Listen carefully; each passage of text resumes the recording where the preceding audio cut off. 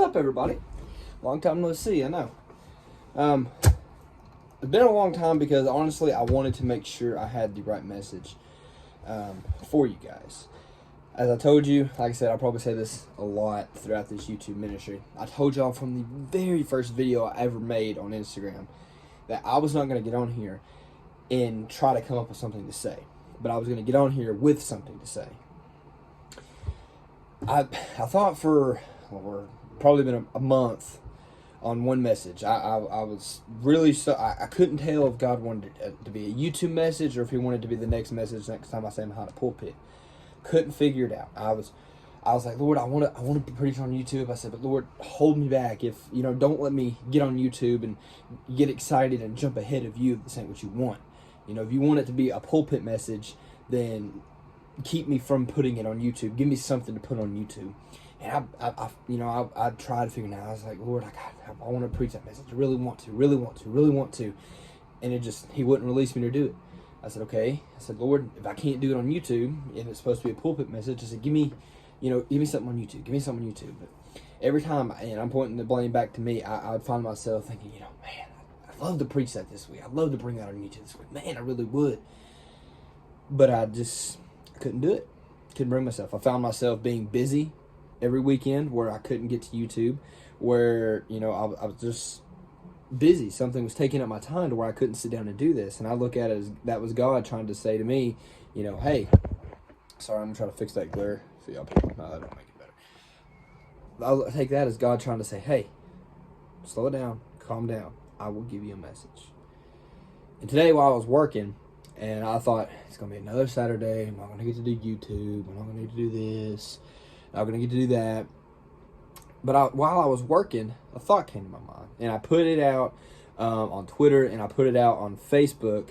I just simply asked, if God met you how you meet people, would you be met with love and forgiveness or love and mercy? I don't remember exactly how I put it. Or would you be met with hate and shame? And that question stuck with me all day because I got to thinking, how am I meeting people? Am I meeting people where they feel loved by me, where they feel, forgiven for me if there's any conflict between them? Are they being met with mercy, that if they mess up, they know I'm not going to beat them over the head and cast them away? How am I meeting people? I thought about that all day today. And the Lord impressed upon me to share it and ask you guys the question. How are you meeting people? How are you meeting people? Because see, the way we meet people is going to be the same way God meets you. Hello. The way we meet people would be the way God meets us. So let me ask you a question. You're meeting people with hate. How would you feel if God met you with hate? Oh, God, I'd love to work with me for a second. I know. Work with me. Or better yet, we'll even do it that where you can't say, oh, God loves. Okay, fine. Let's do it this way. At some point in your life, I'm sure you've met, talked to, walked up to, somehow or another came across a person who you knew without a shadow of a doubt hated you. You was either maybe in the same classroom as them during school, same sports team as them. Maybe they just, you saw them every day in the halls. Or maybe you work with them. Whatever the case is, they can't stand you. They hate you. But yet, when you're in that same environment as them, you feel that. How does that make you feel? You don't like that feeling, do you? It makes you feel terrible. It makes you feel puny. It makes you feel scared to even breathe. Like, oh my gosh, if I breathe, they're going to snap. Or they're going to do this. They're going to do that. We all hate that. So how would you feel? That's how, okay, fine, I'll stay away from it. How do you want to make other people to feel that way when they meet you? Everybody, at least that I know, wants to be met as accepting and loving and caring and forgiving and so on and so forth. They don't want to be met like that. They want people to be able to come with them, associate with them, hang out with them, let them know they're not going to be beaten down. They're not going to be put to shame and ridiculed. One of the hardest things that breaks my heart, which people know me, is that when someone asks me, "Hey, are you gonna look down on me if I tell you I do this? Are you gonna look down on me if I tell you I look that?" Man, people ought to know by how you live and how you talk if you're gonna beat them down, put them down, or if you're gonna be, you know what, I might not agree with it, but I love and I accept you. See, that's what I've had to tell those people. Be like, look, that ain't my life. Do I do it? No. Do I agree with it? No. Is it going to change my love for you? No. Because I love you. Those are your choices. That's your life. You got to work out on your own. I can't tell you, man, you ought to quit doing that. You ought to stop that. You ought to this. You ought to that. Why? Because it makes them feel condemned. It makes them feel embarrassed. It makes them feel humiliated. It makes them feel puny too. We don't need to meet people like that. We need to meet people with like, hey, how you doing? How you doing today? You know, you're doing wonderful. You say, oh, that sounds cliche, but I'm serious. You need to show yourself friendly. You want friends? Show yourself friendly. Goes right along with the word. And yet people wonder, I don't have any friends. Are you showing yourself friendly? Do you seem approachable to people? Because see, Jesus, wherever he went, he showed himself approachable. He showed himself friendly. Why? Because he met people with these few things, and I'm going to list them off. I wrote them down. There's 5 of them. I titled this message on how to meet people. Okay? There's 5 ways that I stood out to me that Jesus done and how God does and how we should do, but we don't.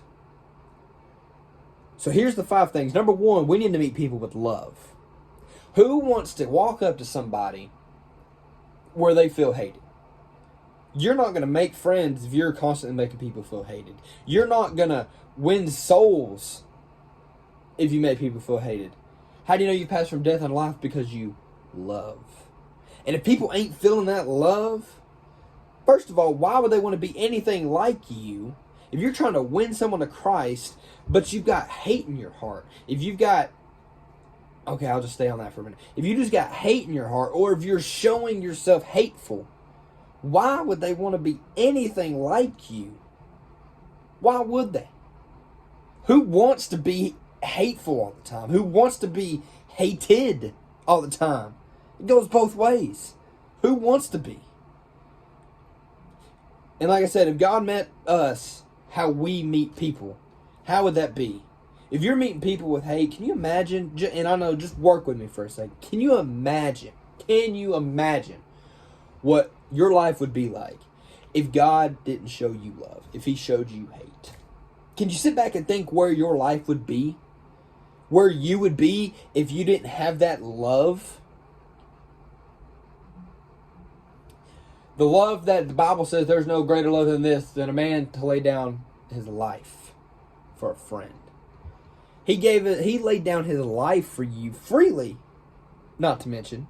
Basically, you might voluntarily, you just to dumb it down, for you to make it into heaven. And the Bible says there's no greater love than that, than to lay down your life. He laid it down. He didn't have it taken. He laid it down freely for you. He meets you with love. But can you imagine if he didn't show that love, where you'd be? So maybe you should start thinking about how you're meeting people. You want to meet them with love and not hate. Hate drives away, love draws in. So if you're trying to win people to Christ, quit pushing them out with that hate and start drawing them in with that love. Second of all, with grace. Okay? I'm going to tie grace and mercy, or I just spoiled it. With grace. Third thing is with mercy. Now, grace is not permission to sin. It's like an insurance policy if you do sin, so to speak. People get that thing. Grace gives me, like, oh, I got grace. I can go sin. I can do what I want. No. It ain't permission to sin.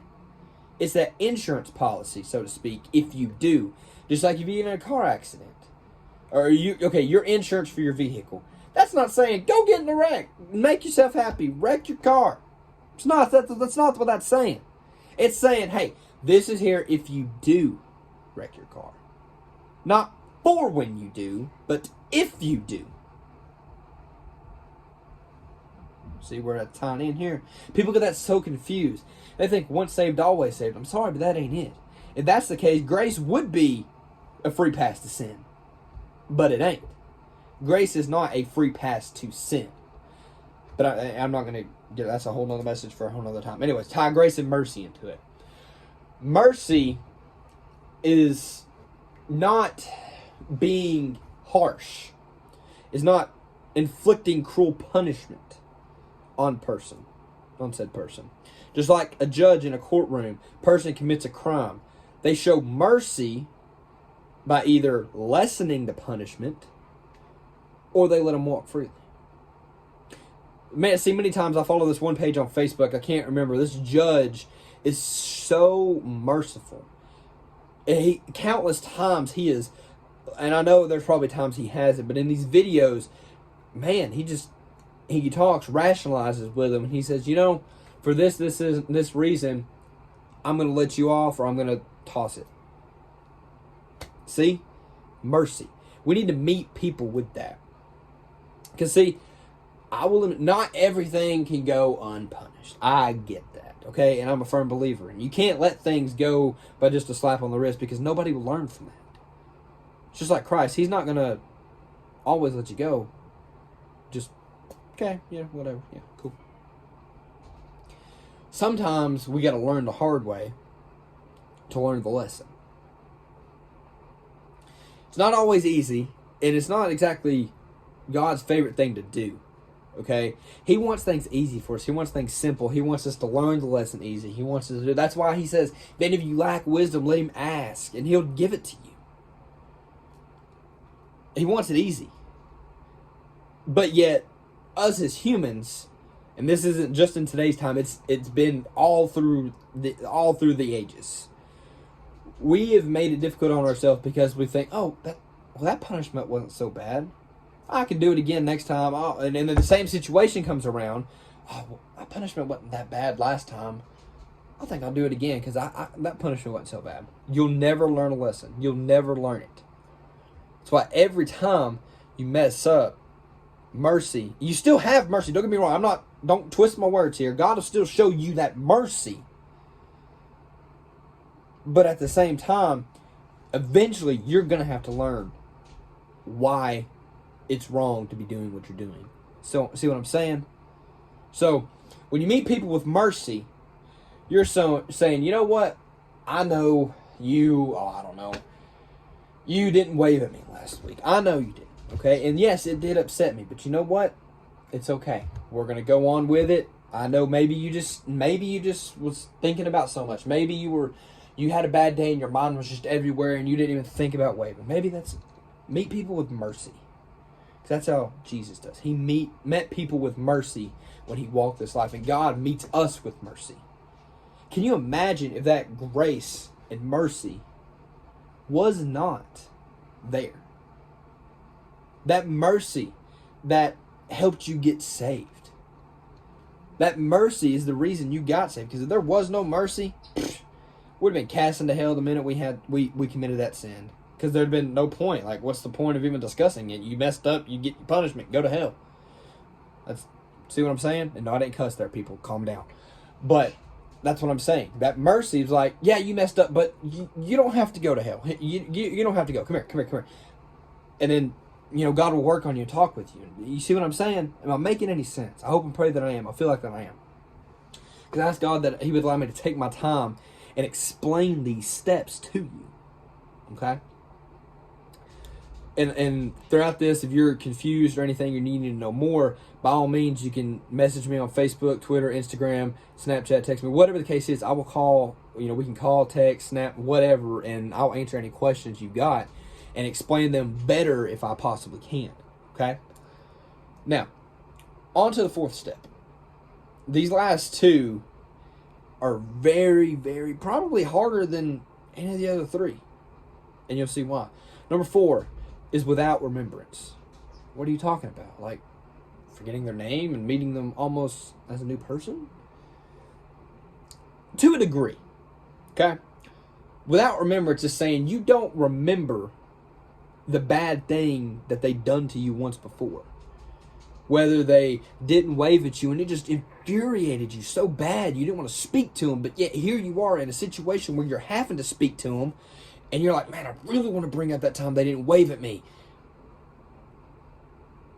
But, it doesn't matter anymore. Forget it. It's gone. It's over with. Forget it. Without remembrance. The Bible says in Isaiah 43:25, and I got it turned right here. Even I am he that blotteth out thy transgressions for my own sake, and will not remember thy sins. So, he can do it. Why can't we? How would you feel if every time you prayed to God, I have this need. Okay, well, what about that sin you committed? What are you going to do about that? You going to ask me for forgiveness this time? You gonna maybe repent from it? I mean, what about that sin that you done? What about that, that whatever you just committed? What about that? How would that make you feel? It wouldn't make you feel too good now, would it? Because, see, if you mess up, 9 people out of 10 don't like to be reminded of their mess ups because it embarrasses them, it humiliates them, it makes them seem like they can't do nothing right. And more importantly, it just makes you feel bad about your mess ups. How would you like it if God met you that way? He embarrassed you while you prayed to him. He humiliated you while you prayed to him. I mean, do I even need to go past those two? Right there, you're already thinking, man, that'd suck. Do I really need to go past embarrassing and humiliating? How would you like it if God met you with that remembrance of your sin? That's how you need to meet people. I don't care what they have done to you. I don't care what they have done to Timmy Tom down the street and you just flat out disagreed with that. You need to meet people with the remembrance that, you know what, this is a person who messed up. They messed up because I messed up once. Paul says, even as for some of you, you messed up once before, whether before, after, during, in between this video, at some point in your life, you messed up. And sometimes, especially people who had a bad history, so to speak, before they got saved, they don't like what they used to do to be brought back up. Because it embarrasses them, it humiliates them, it makes them feel bad, and they don't like it, like for it to get out there. So why would you hold something like that over somebody's head? No matter if they done it to you or someone else, but I just don't think what they done was right in that situation. It doesn't matter. Okay? God is forgotten. It's got and will not, let me read it again, and will not remember thy sins. So why should you remember the bad things that person's done to you or to someone else? Why should you remember that? Because see, here's what else that does. If you will constantly remember the bad they've done, you will never see good in them again. That's the thing. You can't tell me I'm wrong. You start thinking, man, that was awful wrong how they did that. Then it'll snowball into something else. It's so rude of them not to wave at me today. Man, they're just a rude person. He didn't wave at me today. And did you hear what he done to so-and-so? It'll snowball till eventually you don't see good in that person. And then it just keeps getting worse and worse and worse and worse and worse and worse and worse and worse and worse. Till eventually, that person is the devil's angel, the devil himself, whatever you want to call them. And that's just a whole another ball game of mess ups that you, Lord of mercy, that it ain't good to do that, church. Meet people without remembrance. Don't remember what they've done. So yes, meet them as though they are a brand spanking new person and you don't have a clue about them or their history. meet them every single time as though they're a new person, and there's nothing, you don't know nothing about their history. You don't know if they've been in jail 5 or 6 times. You don't know if they've committed murder. You don't know if they've done this or done that. You don't know nothing about them. Why? Because you don't have that remembrance. But yet in today's world, that's all people got is remembrance. Man, 5 years ago, Sally John, she never paid me back for that meal I took care of because she didn't have money that time. She said so much bad about Timmy Tom when she talked to me. She's just a mean person. Let it go, people. Christ lets go of your stuff, so why should you hold on to someone else's? People want to be Christ-like, but they don't want to be like Christ. They don't. How can you call yourself a Christian and you want to do all this stuff, but yet you're always going to bring back the mess up someone has done? God don't do that. So if you ask me, if you do stuff like that and you constantly bring up the bad someone has done to you or someone else, then I'm sorry. You really shouldn't be calling yourself a Christian. Why? Because that's not like Christ. And I'm not talking about the 1 or 2 times you fell and mess up. We all do that. We all have our mess ups where we just get mad and we say stuff we don't mean. We talk bad about people. I'm not talking about those moments. I'm talking where it's continual, time after time, minute after minute. Whether you see the picture of them, whether you hear their name, whether just you see something that reminds you of them, you constantly bring up the bad they've done. How can you call yourself a Christian?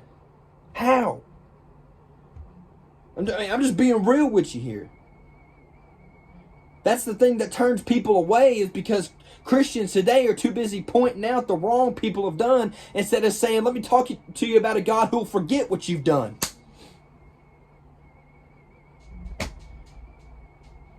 You're fake. You're fake. Anyways, and the last one, number 5, is without bringing up the past. And that goes right along. I kind of touched on it a little bit there with step number 4. Just basically, and I have written down here, as if no conflict happened. So, like I said, I really touched on it and I kind of crossed it in, but this goes right along with what I was talking about. As if no conflict happened, meet them as though you never met them before. Hi, honey, how are you doing? Hey, man, how's it going? You know, what's happening nowadays? Don't walk up to them, hey, man, how's it going? You know, where you can tell that you remember something they done, and you're gonna bring it back up. Hey, how's your thing going? Are you doing are you staying clean? Are you staying out of trouble? We've all said stuff like that before, not because we're trying to be mean, because just sometimes we just don't think. Hey, you staying clean? You staying out of trouble? You done doing drugs? Have you quit drinking yet? You quit smoking? Quit doing dope? Quit hanging out with the prostitutes? Quit going to the bar every night?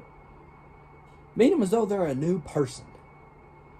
Because see, when you get saved, you become that new person. And like I said, I know I'm basically rehashing everything in 4 just because it all kind of came out. But you got to meet them as though they're a new person. As if you know nothing about them. Put it behind you. Okay? Isaiah 38 and 17. Let me roll over to that real quick. Behold, for peace I had great bitterness, but thou hast in love to my soul delivered it from the pit of corruption, for thou hast cast all my sins behind thy back. In other words, it's behind me. I can't see what it all is. I'm not looking at it right now. I'm looking straight ahead at you. Why? Because you're moving forward and so am I. I'm not going to stay turned around, talk to you like this, because first of all, you can't really have a conversation like this because I'm too busy looking what's behind me instead of what's in front of me. Just like your past. If I'm sitting here talking about your past, this is how I'm basically talking to you. I'm talking about where you just came from, what you just did, instead of saying, hey man, how are you today? What's going on in your life? How are things been? If they bring it up, they bring it up. That's them. They might need to vent. They might need to talk about some things. They might need to ask advice. That's different. But you don't need to be the one to bring it up. You need to let them bring it up. Just like Jesus doesn't say, hey man, let's talk about that dope addiction of yours. No. Jesus will talk when you want to talk to him.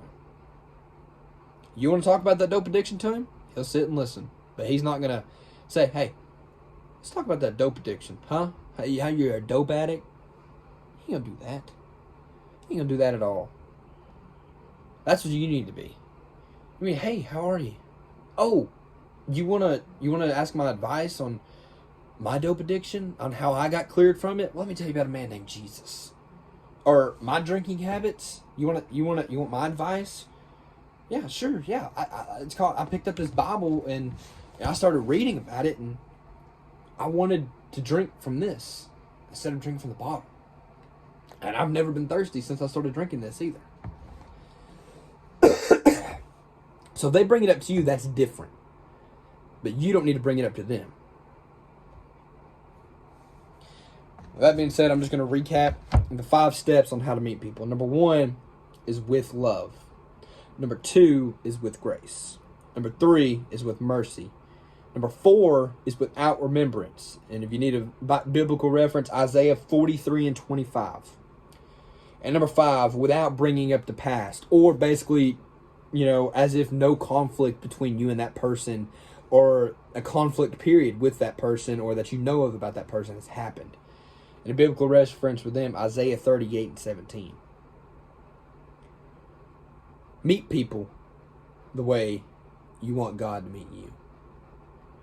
Because think about it. If God met you that way, how would you be met?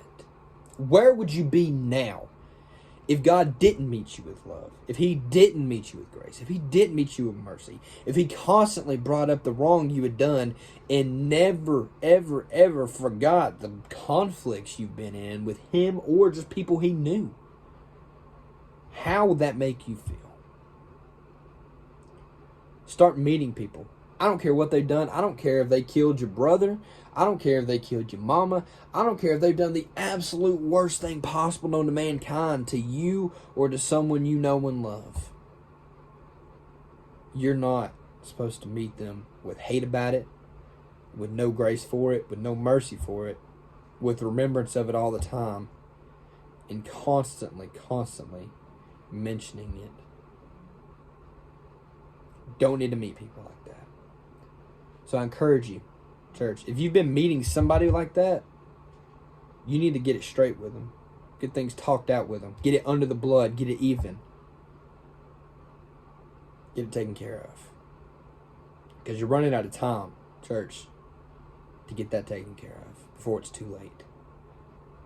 Get things right with that person. Call and contact them.